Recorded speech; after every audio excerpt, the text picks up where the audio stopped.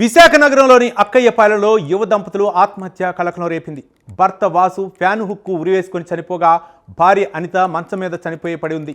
November 2వ తేదీన ఉదయం వాసు తల్లి ఫంక్షన్ నిమిత్తం బయటికి వెళ్లి సాయంత్రం తిరిగి వచ్చేలోపు ఈ దారుణం చోటు చేసుకుంది. భర్త వాసు భార్యను చంపి ఆత్మహత్య చేసుకున్నాడా లేక భార్యకు విషమిచ్చి అనంతరం ఉరివేసుకున్నాడా అనే కోణంలో పోలీసులు దర్యాప్తు చేస్తున్నారు.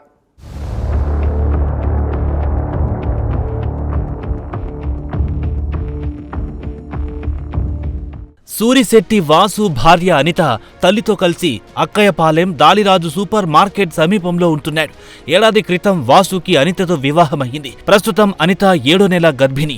ఏం జరుగుతుందో తెలియదు కానీ నవంబర్ 2వ తేదీన వీరిద్దరూ విగత జీవులయ్యారు. వాసు ఫ్యాన్ హుక్కు ఉరేసుకొని చనిపోగా అనిత మంచం మీద చనిపోయి పడి ఉంది. నవంబర్ 2వ తేదీన ఉదయం వాసు తల్లి ఫంక్షన్ నిమిత్తం బయటికెళ్లి సాయంత్రం తిరిగొచ్చింది.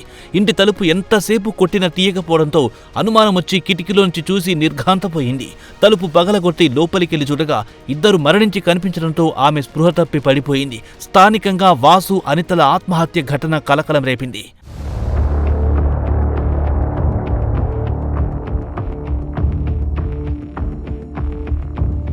మరోవైపు అనిత 7 నెలల గర్భిణి కావడంతో తీవ్ర విషాదం నెలకొంది. అనిత గర్భంలో ఉన్న బిడ్డను బతికించేందుకు పోలీసులు మృతురాల్ని ఆసుపత్రికి తరలించారు. కేజీహెచ్కు తీసుకెళ్లినప్పటికీ గర్భంలో ఉన్న ఆడ శిశువు మృతి చెందినట్లు వైద్యులు ధృవీకరించారు. తల్లి ఇచ్చిన ఫిర్యాదు మేరకు పోలీసులు కేసు నమోదు చేసి దర్యాప్తు చేస్తున్నారు. పోస్టు మార్టం నిమిత్తం మృతదేహాలను కేజీహెచ్కు తరలించారు.